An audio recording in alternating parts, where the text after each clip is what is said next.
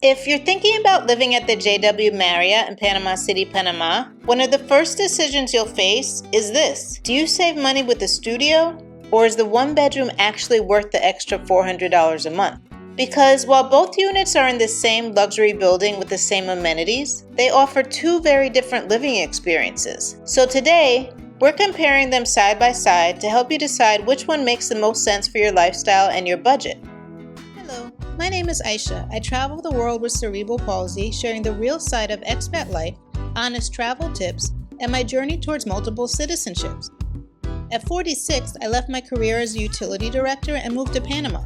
31 countries and counting, I'm proving life abroad has no limits.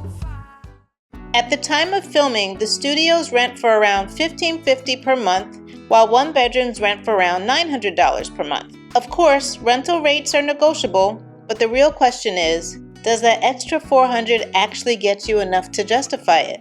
Let's start with the studio. For someone living alone who prioritizes location over space, this may be all you need, especially if you're a minimalist. So to the right of the front door, you have some storage space and the washer-dryer combo.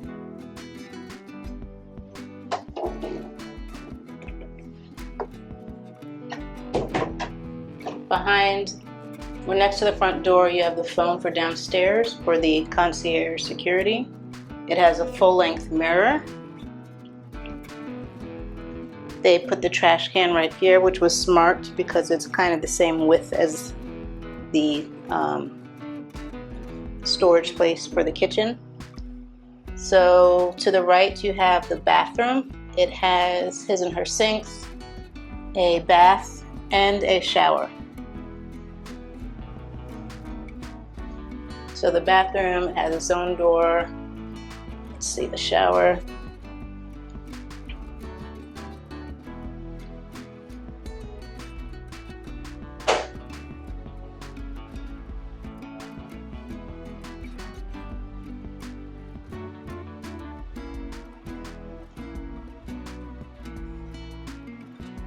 All right, here we have the kitchenette.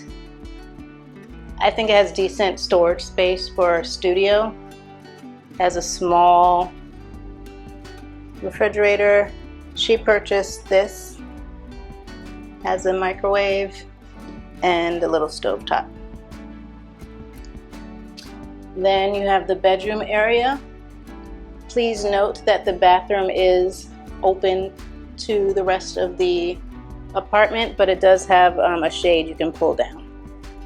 So it has a king-size bed, and then you have closet space, some drawers, a large TV, more storage space above. Then we venture on to the living room area, which has another TV, a desk area, and then the gorgeous views from the balcony. Looks like a boat is coming in.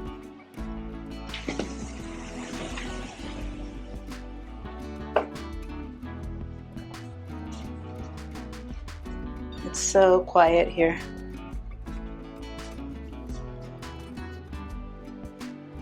So this is above Petit Paris, that restaurant, and then La Vespa.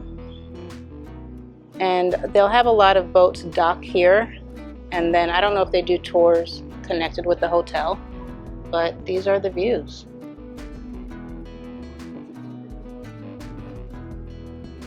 You can see down to the other balconies, but how often are you really standing here?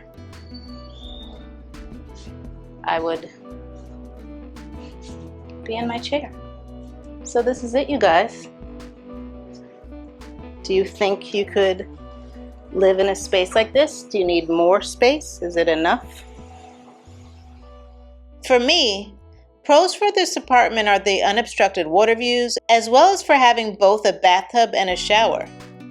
Let me know in the comments what your pros are for this apartment. Now, let's take a look at what the extra $400 gets you with the one bedroom. As soon as you enter this unit, you have a small storage closet to the right of the front door. Right next to that is the phone for the concierge.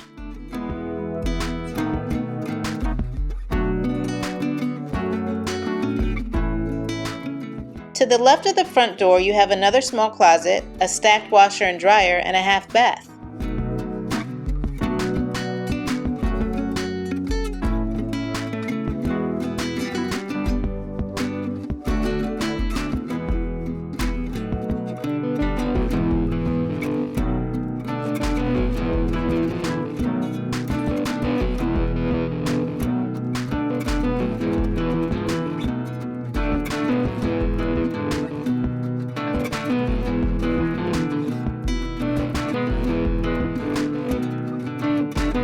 Next, we have the open kitchen. It has an island with storage space, full-size fridge, a stovetop, cabinets, an oven, and a microwave.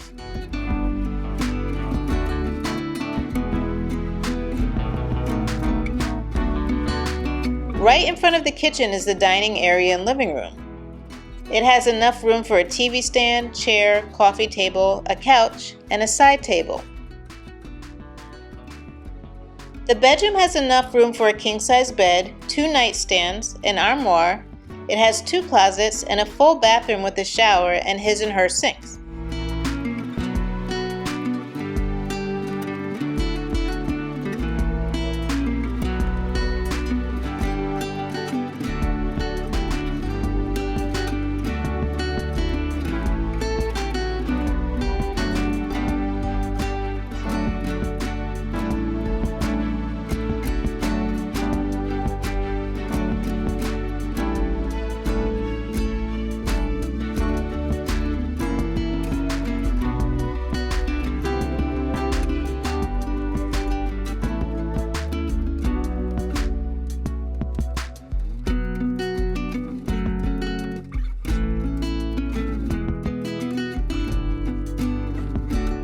It has a large balcony that spans both the living room and bedroom with partial water views, other apartment buildings, and if you look down, you can see one of the pools. Okay, for me, the pros for this unit are the larger kitchen area, the washer and separate dryer, the oven, and the 1 bedroom. Let me know in the comments what yours are. So now that we've toured both units, let's do a side-by-side comparison so you can decide if it's worth the upgrade for your lifestyle and your budget. Shockingly, the bathroom for the studio had more options with the addition of the bathtub. Here, the 1 bedroom has my vote with the stacked washer and dryer versus the washer-dryer combo in the studio. This comes down to how often you cook and what you're cooking. I've been in a studio here where they had a full-size fridge as soon as you walk in, but this unit just had a small one. So, do you need a separate space for your sleeping area? If you do, clearly the 1 bedroom wins. The biggest difference isn't just square footage, it's how separated the living and sleeping areas feel.